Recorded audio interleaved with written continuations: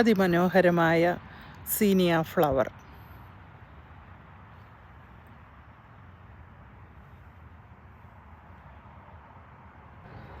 Different കളറിലുള്ള സീനിയ ഫ്ലവറാണ് ഈ വർഷമുള്ളത്. ഇതെല്ലാം തന്നെ സീഡിട്ട് മുളപ്പിച്ച തൈകളാണ്. നമുക്ക് ചിലവ് കുറഞ്ഞ രീതിയിൽ ചെയ്യാവുന്ന രീതിയിൽ ഓരോ വർഷവും സീഡ് കളക്ട് ചെയ്ത് വയ്ക്കുക. അത് നെക്സ്റ്റ് ഇയറിൽ നമുക്കത് ഉപയോഗിക്കാവുന്നതാണ്.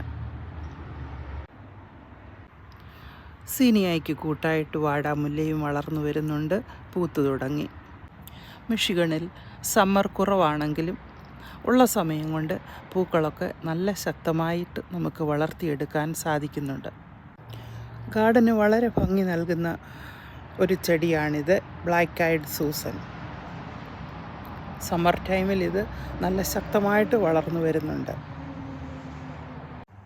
വളരെ അന്തസ്സോടുകൂടി ഗാർഡനിൽ വളർന്നു വരുന്ന ഒരു കൂട്ടരാണിത്, ഡെയ്സി. ഇതിൻ്റെ ഭംഗിയും സൗന്ദര്യവും കണ്ടായിരിക്കും ആനിമൽസ് ഒന്നും ഇതിനെ ശല്യപ്പെടുത്താൻ വരുന്നില്ല. ഈ ഗ്രാസ് പ്ലാന്റ് ഗാർഡന് വളരെ ഭംഗി നൽകുന്നുണ്ട്. ആനിമൽസിനെ ഭയന്ന് വേലിക്കുള്ളിൽ നിൽക്കുന്ന ഹാസ്റ്റസ് പൂവിട്ട് തുടങ്ങി. ആനിമൽസിനെ വകവയ്ക്കാതെ നിൽക്കുന്ന ഹൈഡ്രേഞ്ചിയ.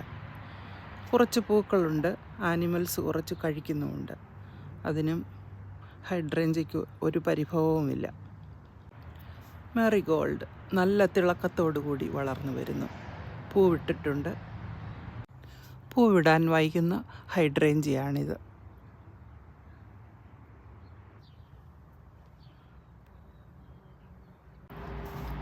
തഴച്ചു വളരുന്ന ബോൾസം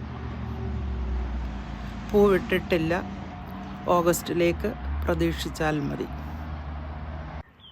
ഫ്ലവർ നിറഞ്ഞ ഹാങ്ങിങ് ബാസ്ക്കറ്റ് ഗാർഡന് വളരെ ഭംഗി നൽകുന്നുണ്ട്. ആദ്യം കണ്ട അസിയാറ്റിക് ലില്ലി പൂ കൊഴിഞ്ഞ് നിൽക്കുന്ന കാഴ്ചയാണിത്. ഈ തണ്ടുകളും ഇലകളും കളയാതെ നിർത്തുക. അത് അടുത്ത സീസണിലേക്ക് ബൾബ് മുളച്ചു വരുന്നതിന് വേണ്ടതായ ഊർജം നൽകുന്നതാണ്. പൂന്തേനുണ്ണും പൂമ്പാറ്റെ പൂക്കളെ. പൂമ്പാറ്റ സന്തോഷിക്കുന്ന സമയം. തേൻ നുകരും പൂമ്പാറ്റ. പൂച്ചെടികൾക്ക് രാവിലെയും വൈകിട്ടും വെള്ളം ഒഴിക്കുക.